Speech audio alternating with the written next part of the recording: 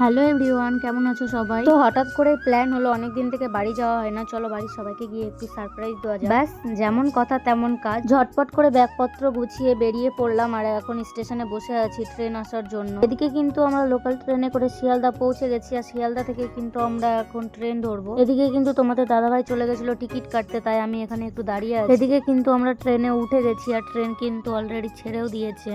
আর এদিকে তোমাদের দাদা ভাইয়ের অবস্থাটা একবার দেখো, ভালো কোনো সিট পাইনি জন্য ওর মুড পুরো অফ হয়ে গেছে। এখানে গেটের সামনে এসে দাঁড়িয়ে ভেবেছিলাম একটা ভিডিও করব, কিন্তু এখানে বিশ্বাস করো এতটাই অন্ধকার, ক্যামেরাতে কিছু ভালো আসছিল না, তাই আবার এসে নিজের জায়গায় বসে পড়লাম। তারপর আমার একটু ঘুম ঘুম পাচ্ছিল, আমি বেশ 1 থেকে 1.5 ঘন্টার মতো ঘুমিয়েও ছিলাম। তো ফাইনালি চলে আসলাম মালদা টাউন। আর আমাদের পাশে যারা বসেছিল ওরা কিন্তু সত্যি খুব ভালো ছিল, ওদেরকে বলছিলাম যে চলো আমাদের বাড়ি থেকে ঘুরে আসবে। তো এখানে পাশের দিদিটা কিছু একটা বলছিল, সেটা আমার ঠিক মনে নেই, তো সেটা নিয়ে আমরা একটু হাসাহাসি করছিলাম। তো ফাইনালি কিন্তু আমরা ট্রেন থেকে নেমে পড়েছি, আর এখন হাঁটতে হাঁটতে আবার ব্রিজ থেকে নামছি। তো এর আগেও কিন্তু অনেকবার কলকাতাতে গেছি, কিন্তু এই সামনেটা দিয়ে কিন্তু আমি কোনোবার আসিনি, কারণ আমার বাড়ির ওই দিক থেকে কিন্তু ওই সাইডটা থেকে একটু শর্টকাট হয়, তার কারণে ওই দিক দিয়েই যাই। তো আজকে কি মনে হলো, তোমাদের দাদাভাইকে বললাম চলো একটু এই দিকটা দিয়ে যাই।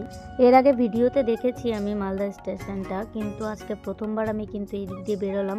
আর সত্যি রাতে কিন্তু এই স্টেশনের সামনেটা প্রচুর সুন্দর লাগে দেখতে। তো এখন হাঁটতে হাঁটতে যাচ্ছিলাম আমরা অটো ধরতে, কারণ এখান থেকে আমাদের বাড়ি কিন্তু যেতে মাত্র লাগে 5 মিনিট। তো আমি মাই তোমাদের সঙ্গে দেখা হচ্ছে পরের একটা ভিডিও নিয়ে। ততক্ষণ তোমরা ভালো থেকো, সুস্থ থাকো, বাই বাই।